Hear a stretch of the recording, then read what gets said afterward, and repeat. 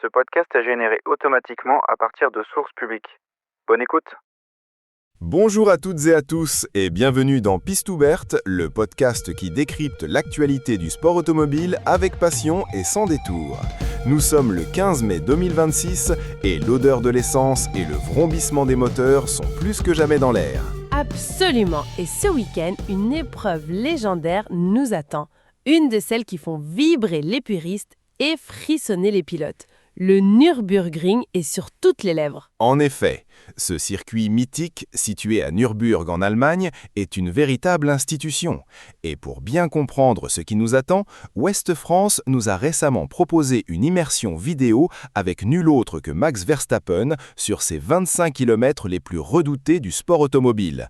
Une plongée vertigineuse dans l'enfer vert. L'enfer vert, c'est le surnom donné à la Nordschleife, la boucle nord du Nürburgring, et il n'est pas usurpé. C'est un tracé impitoyable avec ses virages aveugles, ses dénivelés extrêmes et ses portions rapides où la moindre erreur se paye cash. On comprend pourquoi il est tant respecté et craint. Et c'est précisément sur ce monument de l'endurance que vont se dérouler ce samedi 16 et dimanche 17 mai 2026 les 24 heures du Nürburgring. Une course qui, depuis sa première édition en 1970, a forgé sa propre légende, attirant des milliers de spectateurs et des centaines de voitures, des GT3 aux voitures de tourisme modifiées, toutes lancées dans une bataille acharnée contre le temps, la piste et la fatigue.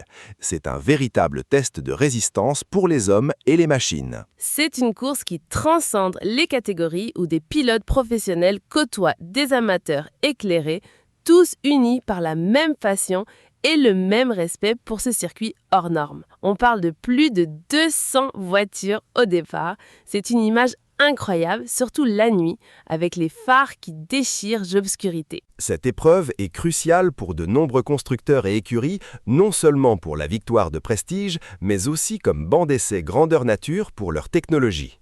Les enjeux sont énormes, tant en termes d'image que de développement.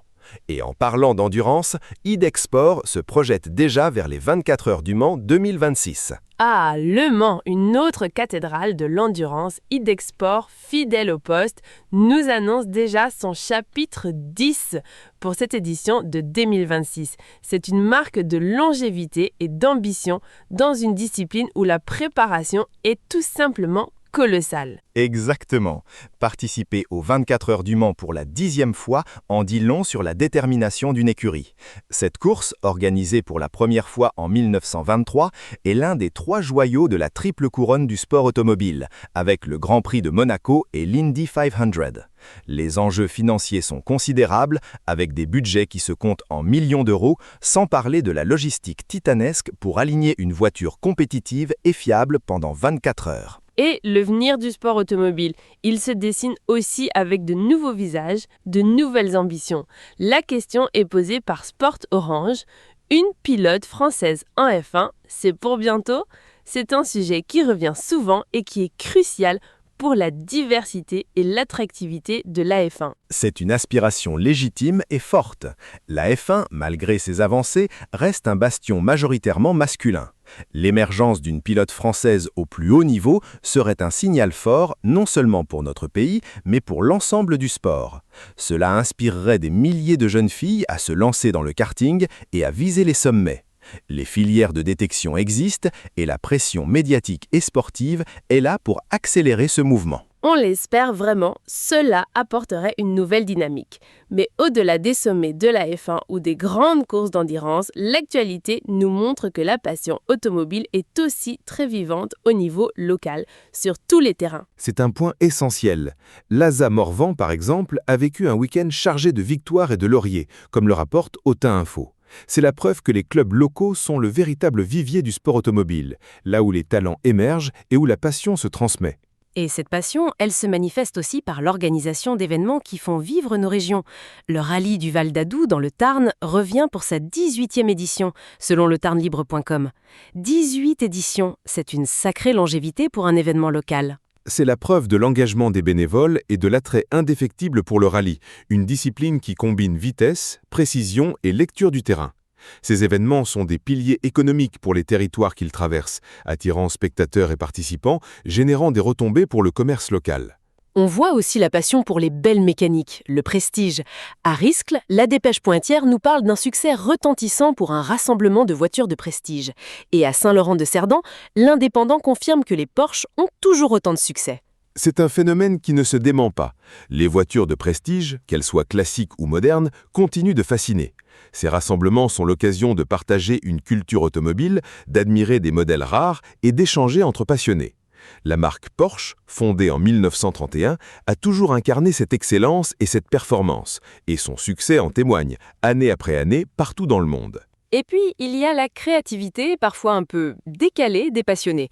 Sport Auto nous présente une BMW 318 Ci transformée en Mustang et se demande si ça vole des tours ou pas. C'est audacieux, c'est le moins qu'on puisse dire. Je ne le même pas savoir. C'est une manière très personnelle d'exprimer sa passion, en tout cas. Que l'on apprécie ou non le résultat, cela montre une certaine ingéniosité et un désir de se distinguer. C'est une facette de la culture automobile, celle de la personnalisation et de la transformation. Et pour revenir à la compétition pure, Sud-Ouest nous rapporte que Julien Febvreau, figure bien connue du sport auto, nous donne rendez-vous au dernier virage en rallycross. C'est une discipline explosive, très spectaculaire. Le rallycross est une discipline unique, combinant des portions de terre et d'asphalte, avec des courses courtes et intenses où le contact n'est pas rare. La phrase de Julien Febvreau est emblématique de l'esprit de cette compétition. La bagarre est permanente et tout peut se jouer dans les ultimes mètres. C'est un sport qui gagne en popularité et qui offre un spectacle garanti. Ah, il y a tant de facettes à cette passion. Des circuits mythiques aux rassemblements locaux, de l'endurance à la vitesse pure, sans oublier les transformations parfois surprenantes. Et pour conclure cet épisode, je voudrais faire un clin d'œil à une figure emblématique du cinéma français, Claude Lelouch. L'équipe nous rappelle ses confidences sur sa passion pour le sport et son film Un homme et une femme, sacré au Festival de Cannes en 1966, où il déclarait « L'amour, c'est un sport très dangereux ». Une phrase qui résonne avec l'esprit du sport automobile. Il y a l'amour de la vitesse, du risque, de la compétition, et cette prise de risque inhérente qui rend la victoire d'autant plus précieuse. C'est une métaphore parfaite pour ce monde où la passion et le danger se côtoient en permanence. En somme, que ce soit sur les 25 km de l'enfer vert du Nürburgring ce week-end ou sur les pistes de rallye locales, la passion pour l'automobile est plus vivante que jamais, sous toutes ses formes. C'est ce qui rend notre discipline si fascinante. Absolument. Et c'est sur ces mots que se termine cet épisode de Piste ouverte. Merci de nous avoir écoutés. Rendez-vous très vite pour un nouveau débriefing de l'actualité automobile. D'ici là, restez sur la bonne trajectoire.